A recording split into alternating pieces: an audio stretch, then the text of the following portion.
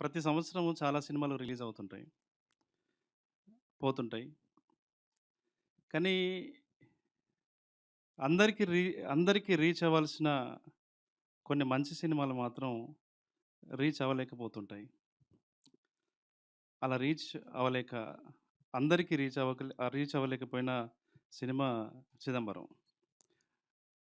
అంటే చాలామంది దాన్ని ఇంకా చూడలేదని నా ఫీలింగ్ కదా! థియేటర్‌లో. ఆ! కానీ నేను చూసినప్పుడైతే అరే! ఇంత మంచి సినిమా మనం థియేటర్‌లో చూడలేదు. ఇంత మంచి సినిమా అసలు చాలా బావుంది. వీళ్ళ ఎఫర్ట్సు క్యారెక్టర్స్ గానీ, ఆ ఊర్లో ఉండే వాతావరణం గానీ, ఎక్స్ట్రార్డినరీ అనిపిచ్చింది. ఇందాక సాయిలు మాట్లాడుతూ మలయాళం సినిమాల గురించి అడ్రెస్ చేశారు గదా!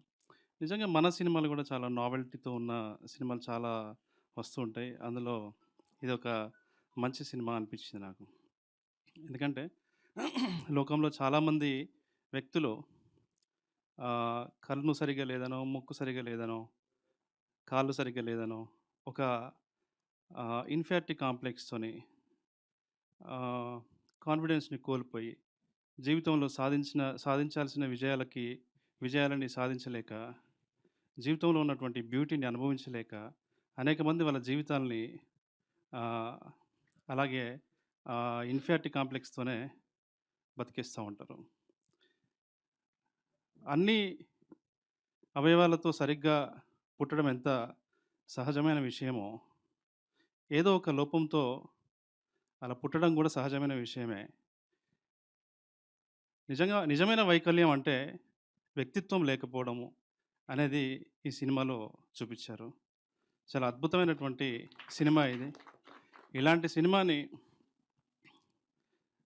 భుజాల మీదకెత్తుకొని అందరూ చూడాల్సిన సినిమా అని అలా ప్రేక్షకుల్లోకి, ఆ ప్రజల్లోకి తీసుకెళ్తున్న ఈటీవీ విన్‌కి అభినందనలు తెలియజేస్తున్నాను.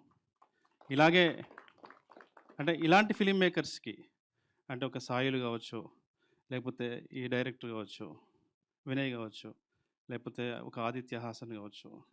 ఇలాంటోళ్ళందరికీ ఒక భరోసాని ఈటీవీ విన్ ఇస్తుంది. నిజంగా చెప్పాలంటే చాలా కంటెంట్ ఉన్న సినిమాలకి, కంటెంట్ ఉన్న సినిమాలకి ఒక జన్మ ఇవ్వడానికి ఒక మంత్రసాని పనిచేస్తుంది ఈటీవీ విన్. ఇది ఇలాగే కొనసాగుతుందని వీళ్ళ నుండి అనేకమైనటువంటి మంచి సినిమాలు, మంచి డైరెక్టర్స్ ఇంకా వస్తారని ఆశిస్తున్నాను. సో, ఎస్పెషల్లీ సాయి బ్రోకి, బాపినేని సార్‌కి, నితిన్‌కి అండ్ అందరికి నేను మళ్ళొకసారి ఆహ్, థాంక్స్ చెప్తున్నాను.